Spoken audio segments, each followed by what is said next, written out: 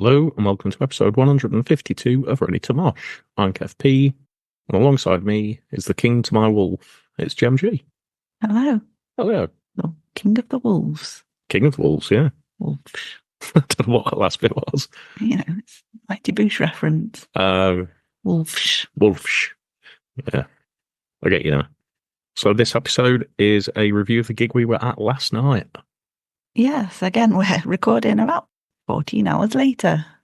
Yeah, it's about that. So the original venue we used to go to was the Prizewell Brewery, which has now been sold off. Yeah, so we went to 2 gigs there. The first one's back in Mansfield. You may have heard the reviews in, I think it was February and March. Yeah.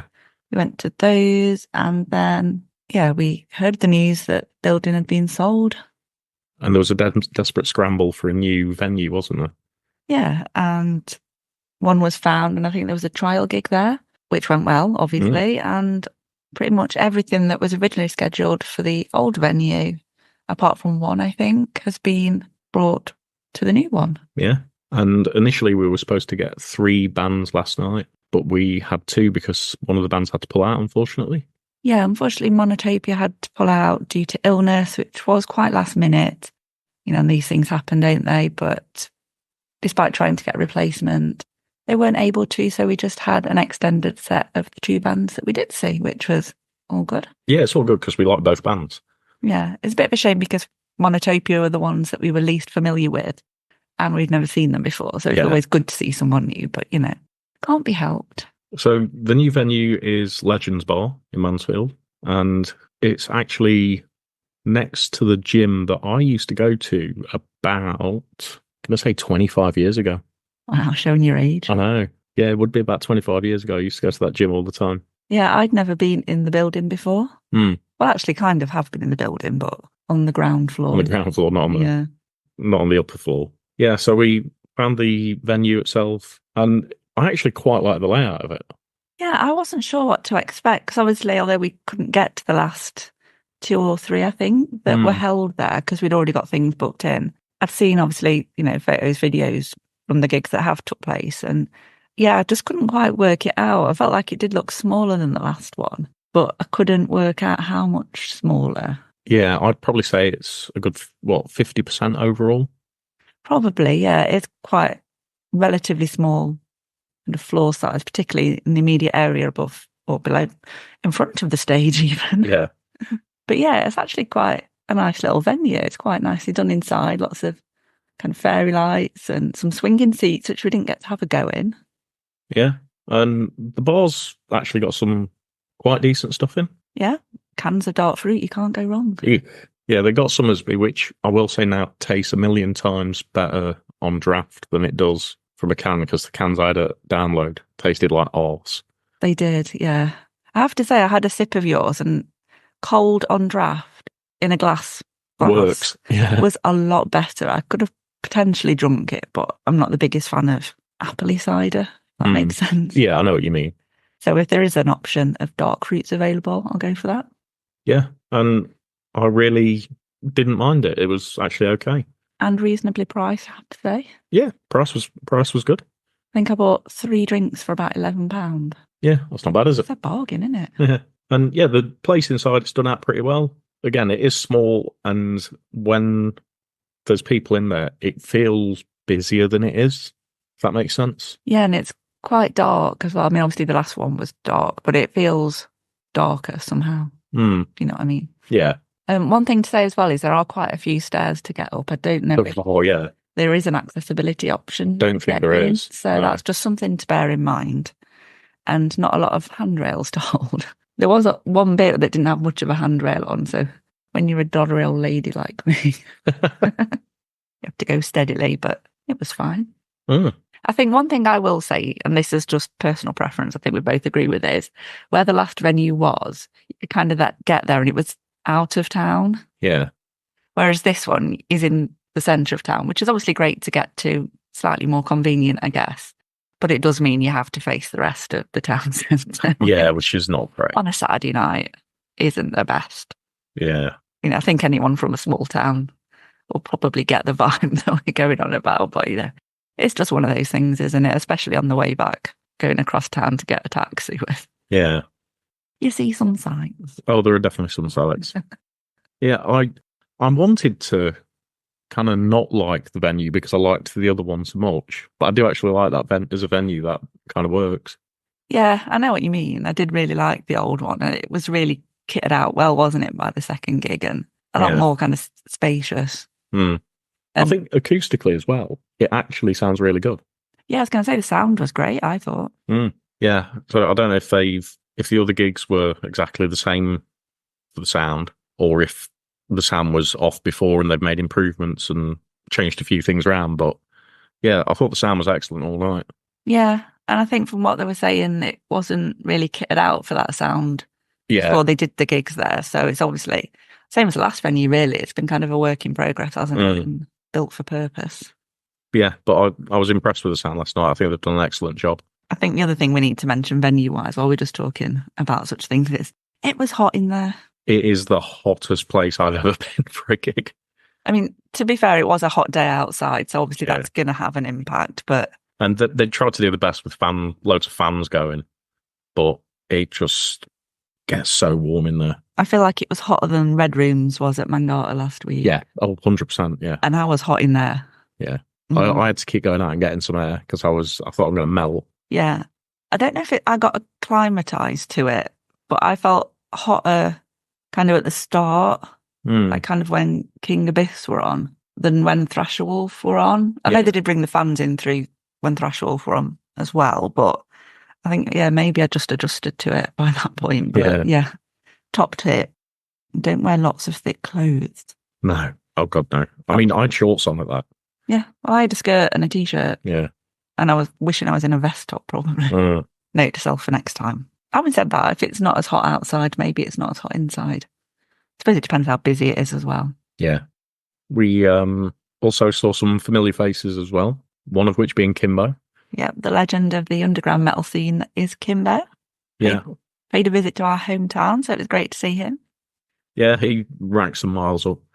And yeah, a lot of people that obviously we don't know, but it's always good to see kind of a few familiar faces. Yeah, and there's people that didn't know us, but they'd seen us at other kind of local gigs and things, haven't they? And that was good. So shall we move on to first band? Yeah, I suppose we should. Yeah, and that was King Abyss. So yeah, both bands we're very familiar with. We've seen, I think King Abyss, this was the third time, and at least it would have been the fourth time seeing Thrasherwolf. Yeah. And we've interviewed both lead singers. So go back and check those interviews out if you haven't already. Yeah, we interviewed Dom, and that was quite a while ago now. It was before Metro Fest in Derby, so that would have been, I think we spoke to him in March, because Metro was in April, wasn't it? And we spoke to Dan, was that about January, February time? Would have been somewhere around there, yeah. Somewhere around then. It's been a busy old year. Yeah. We'll link the interviews in the blurb. Yeah. So, you can find them. Save you scrolling through. Yeah, King Abyss, I thought were amazing. They sound so good. And I know I've said it on multiple occasions, but it blows my mind they've never won Metal to the Masses. I know. What is going on? I just don't get it. So I'm hoping they're going to do it somewhere else and get through, because if anybody deserves to get through, it's them. They enter it and get to the final every single time. Or even Bloodstock. If Bloodstock are listening. Yes, just get them there. Just pop them on the EMP stage. Yeah, I really want to see them at Bloodstock, because on a bigger stage with a big crowd, I think they would just absolutely smash it. Just Dom's energy alone is it's relentless. Yeah, we've said it before. He is just a feral beast once he gets on stage. Yeah, something just snaps inside of him when he's on stage, and he just, this energy, this insanity just kind of breaks through. Loved the guitars last night as well. The guitar playing last night was spot on. Oh, and did you notice Dom had got the new Skindred football shirt on? I did actually, because I was half wondering if he'd turn up in his Derby shirt. Yeah, to see how it'd go down. In the wrong county there. And then I thought he looked like he was wearing a football shirt, and it was yellow. So I was like, oh, has he got a Mansfield shirt on? I thought it got a Norwich shirt on. Yeah, at first. Yeah, if anybody's not familiar, on a couple of things, Dom usually wears a football shirt and kind of has every time we've seen him, I think. I think he wears his Derby shirt when he's playing in Derby, and every time we'd seen them before has been in Derby. Mm, So that's probably why. yeah. And another kind of part to that is Skindred have started a sponsorship with, I can't remember which team it is. It's a non-league team, I isn't want to it? say Corinthians. You are correct. It is Corinthians, but it's Newport Corinthians Well, I was just going to say, with it being because there is a, Skindred, I thought, is it Newport yeah, it's Corinthians? Newport But Corinthians. There is, because there's a Brazilian football club called Corinthians that's as what I well. was. So when you said Corinthians, I went, Yeah, I just vaguely remembered that's what it said on the shirt. But yeah, I couldn't imagine Skindred sponsoring the Brazilian Team team. Corinthians, So yeah. I assumed it was probably kind of Newport Way if it was Skindred. Yeah, it's Benji's local Yeah. football club. So yeah, Dom had the new Newport Corinthians top on.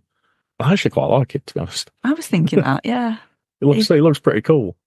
I'm not a massive fan of yellow, but yeah, You're in the wrong town. I know. To be fair, I don't wear much for black anyway, do I? Well, no, that's true. But back to King Abyss. We're getting sidetracked again, aren't we? Yeah, back to King Abyss. Just amazing to watch live. And if anybody ever gets a chance to go and watch them, go check them out because they are so good. The vocals are just so powerful, really extreme, heavy. Guitar playing is excellent. Absolutely love the guitars. And yeah, and the drum just kind of works so well with it as well. Yeah, I think you've said it all. Oh, okay. I'll go home. Get me coat. The other thing, actually, just while we're on kind of stage setup, or just going back to stage setup rather, Dom was pretty much not on the stage, was he, through the whole set? He was just stomping around on the floor. Oh yeah, really going for it.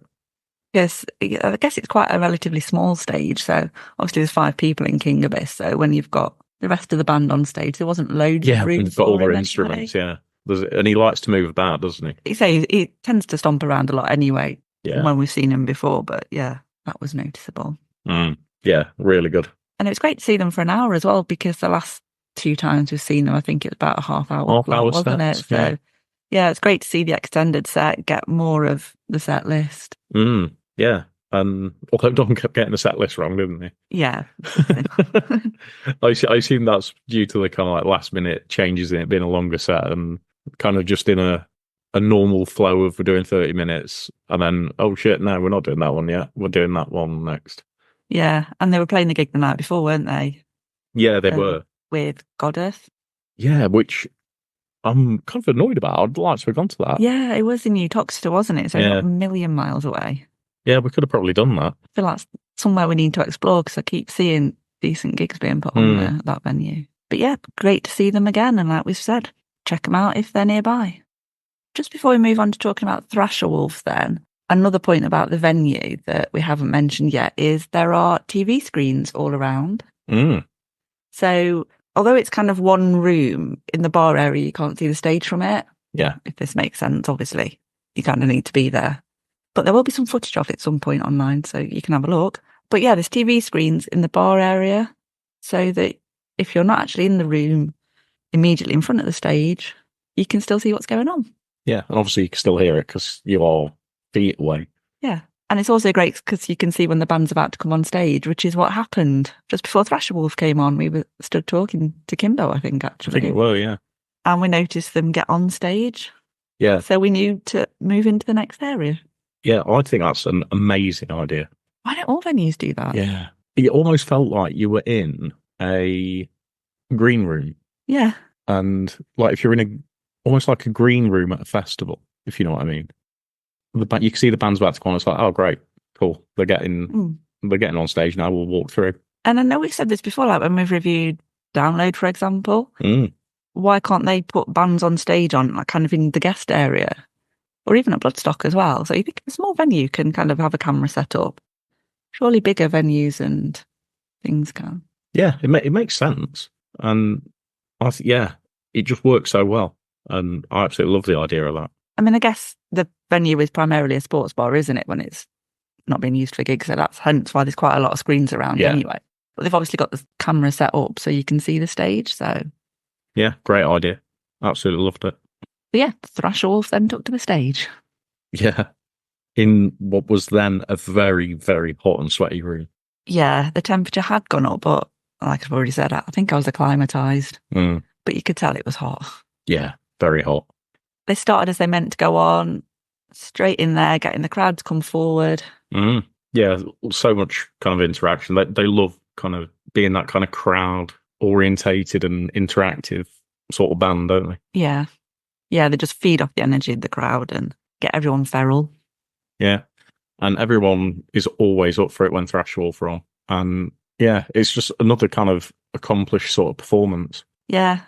Same as with King Abyss. They just seem to be getting better every time we see them. Yeah. Yeah. Never any complaints. Sounded great. I think Zach, who plays drums, is one of the best drummers in the underground kind of metal scene, to be honest, that I've seen for a long time. He absolutely just nails it every time. And again, the guitar playing that they do is excellent. Dan's vocals just work with the sound so well. Yeah, the whole package is just... It is put together so well. Another band that needs to be at Bloodstock. Yeah, I agree. And Stone Dead, because they keep applying for the Stone Dead opening slot, don't they? Yeah. Rash to Stone Dead. Dan was telling us about that when we chatted to him. Yeah, and I don't understand how they don't get it. Because, you know, you look at some of the bands that have played Stone Dead, and I think it's KK's Priest are there this year. Yeah. You know, like the originators of thrash. So why would you not have them? I think potentially one of the issues is obviously to get through to the final part, it's done on fan vote. So it's getting those initial votes to get you through to the last pick, isn't it? That's then picked by the Stone Dead. Thrasherwolf do have a decent collection of fans. I know that, but obviously other bands must have more. Yeah. I mean, we voted for them. We did. Obviously. And yeah, we'll continue to do so every time that they apply. And I, again, am a big fan of these, as I am with King Abyss. And to get the two together in one night, it was like the perfect kind of mix for me. And the fact that they're both doing extended sets, which is kind of like, yeah, great. Yeah, I almost feel like they come like a package now, because the last two times we've seen both bands. Yes, it's been together on the same night. But yeah, excellent as always. There was a brief interlude in the middle when Zach did have to disappear for a couple of minutes. Yes. And got a big cheer when he came back. He did, yeah. Forgot about that, actually. Yeah, and like we've already mentioned, the crowd were really getting into it. We had a few little pits going on. Oh, they love a pit. They do love a pit. And yeah, you got a few kind of... There was actually quite a few all night, wasn't there? Yeah. We also got treated to a new track, Consumed, which is going to be on their upcoming second album. Yeah, I'm looking forward to the new album, because obviously it's great to hear that live, but I want to hear what else they've got as well. Yeah, definitely. We're definitely looking forward to that. And they also played their upcoming single, GBH, Gratuitous Bodily Harm, which is always a good one live. The crowd really get into that one, chanting GBH back. So just to give that a quick plug, that's out on the 23rd of August and it's available to pre-save now. And it's also going to have their first ever official music video. So I'm looking forward to seeing that. Yeah, that'd be interesting. Didn't they play that for the first time at the Hairy Dog? Yeah, I think it was when they supported Evil. Yeah, I do seem to remember that now. Yeah, it's obviously a setlist staple now for them. Well, it makes sense. You know, it's the new single. They've got an album coming soon, and it kind of ties it nicely together, and you can see what they're kind of going to do next. Yeah, and obviously in terms of live, like we say, it's a good one to get the crowd involved. Yeah. Oh, yeah, because everybody loves it. Yeah, and it's easy to get involved with it. You just shout GBH back. Yeah. Can't go wrong. No. But again, Thrasherwolf, amazing performance, always good live, and so kind of crowd pleasing, and they've got everybody on side all the time. And I've never seen them play a bad gig yet. I think what was great as well is we were chatting to some people outside kind of after King Abyss and after Thrasherwolf, and they were people who'd never seen either band before. And to get their reaction was great, and they were blown away. Yeah. Same way that we were, but like we say, we've seen them quite a few times now. Yeah, we kind of know how good they are, and we know what to expect. And it's just great to see them getting new fans, isn't it? Yeah, it's good to see getting new fans and people really excited about it. And everybody at the venue who I think probably, I'd say a good half of the crowd had never been to any of the other venue gigs before. Yeah, that was interesting as well, wasn't it? So Gary's done a great job in kind of pushing the venue out and pushing the bands out there to people and getting people in. And it's been done really well. I'm really happy with the venue. Looking forward to going back. And then after the live music had finished, as with all of the gigs, there was a DJ set from DJ Arocalypse. So he got the tunes going. So we hung around for another drink while that was going on. Yeah, we had a bit of a chat with a few people that we know. Yeah, it was great just to have that bit of time after. Yeah. You know, like when you go to a lot of gigs, you just have to be like straight out the door after. Yeah. And that's it done. It's great that there is the after party. Yeah. Bit, so you can just mill about a bit, especially when you've not got far to go home. Oh, yeah. You're not I think thinking that's about that. the beautiful thing. It's kind of like 5-minute walk to get a taxi, and then it's 10 minutes home for us. Yeah. I absolutely love that. But yeah, some great tunes were played, including Seed and Akira, who DJ Arocalypse will be playing with at Bloodstock. Yeah. Which we'll talk about a bit more in our upcoming part 2 of the preview. And I think there's a VIP DJ slot that he's doing as well. I think so, yeah. Off the top of my head, I want to say Thursday night, but obviously check on the Bloodstock pages to confirm that. And yeah, it was a great end to the evening. Yeah, had a great time. And while we're still talking about the venue and the gig, we might as well say what's coming up soon. Yeah, because I think there's about 7 more planned for this year. Yeah, and the next one is the day before my birthday. It is. So we might have to do that as a birthday thing. Yeah, we're not 100% sure what we're doing that weekend yet, are we? But if we're in town, obviously. Yeah, if we're going to be around, then we'll definitely go to that. So that one is the 3rd of August. So you all now know when Kev's birthday is to say happy birthday to him. Yeah. Yeah, and that is 3 bands plus an after party. And on the 3rd of August, it's The Cartographer, Wolves Don't Sleep, and Meliora. Yeah, so 3 bands we've never seen before. Heard a lot about The Cartographer in particular, so yeah, I'd really like to check them out. I think this is the date where the bands have actually changed. The original lineup couldn't do the new venue. Yeah. Yeah, there's had to be a few changes with the new venue and some stuff that was potentially going to be booked in that couldn't happen. But yeah, that's the next gig. And tickets for that are just £8. £8 for 3 bands, that's a bargain. I know. It was the same with last night's, wasn't it? Yeah. I think they're pretty much all the same price, actually. £8 in advance or £10 on the door. Which, where can you get decent live music for that much?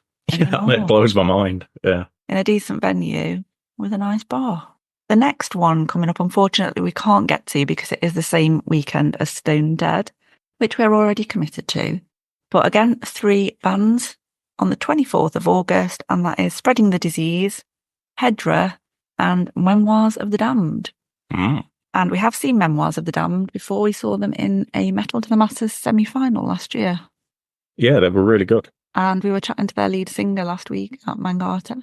We were, yeah. And we also know the bass player. We do, yeah. We've got a lot of connections to that band. Yeah. It's a shame we can't make it. I was going to say that would be one we really, really want to go to, but unfortunately the date doesn't work for us. Yeah, the next one, I can't even... It's very close to when we go on holiday, I think. It is, but we are free. Well, if we're free, we might have to do this one. I think we've got to do this one. This was another one that when we first saw all the listings, we're like, yeah, we need to do that one. And another one that's done in conjunction with UK Thrashers, as last night's was. So this one features, on the 14th of September, Regicide, Wargrave, who we have seen before. In fact, we've seen all these bands before. Of these bands before. Wargrave, our former guest of the podcast. Yeah. And then Thrashhead. So we saw all of these at Metro, and we've seen Regicide and Wargrave, I think, once each before that. Yeah, I think so. Yeah, so that'd be a great night of thrash again. And then 12th of October is Mechanized, Fracture Point, and Visitor. And Fracture Point, have we seen Fracture Point before? Yeah, we saw them at Metro Fest as well. We did. Yeah. So I think that's another UK Thrashers one as well. Yeah. So I'm not 100% sure we're free on that one yet, but if we're free, obviously we'll be there. And then 9th of November, we've got a couple of former guests of the podcast again. We've got Slump headlining, and then Sinkalima, who are a very local band, and we've seen a number of times now, you know, that we're big fans of them. And Bad Earth supporting at that one as well. Yeah, it's another one I definitely want to be at. Yeah, we know Slump and Sinkalima very well, great guys, and that will be an excellent gig. Then 23rd of November is Mordhau, Bloodshot, and Orbital Alignment. And we saw Orbital Alignment last week at Mangata, yeah. So, yeah, that sounds like a great night of death metal. And then the final one is a covers night, and that's Audio Rage and Nirvana with an after party as well. Yeah, and that one's on the 7th of December. So yeah, go and check out Apocalypse Productions website if you're interested in any of those to get your tickets in advance. We highly recommend. So yeah, hope you enjoyed that little review of what we were up to last night. A mini mosh, if you will. Yes, it was a mini Mosh episode for you. So hopefully that gives you a good idea of what the venue is like, and we'll encourage you to go along and obviously going through those lineups. I'm sure there'll be something on there that would float your boat. So thank you as always for listening to us. If you're not already following our socials, please go and check those out. And you will see some pictures and some videos from last night as well on there at some point. They're at Ready to Moshcast on Instagram, Threads, and X, formerly known as Twitter. Ready to Mosh on Facebook, TikTok, and YouTube. We do now have a Patreon, which is just £3 a month. And if you subscribe to that, you will get to listen to any of the bloopers that don't make it in the show. You will get episodes 24 hours before anyone else, wherever possible. And you'll also get an advance preview of what we've got coming up for the following month. And if you'd just like to support the podcast for free, we would very much appreciate that as well. So to do that, just give us a 5-star rating and a nice review on wherever you're listening to us. Share us about, tell people to listen to us. And we'll be back soon with another episode for you.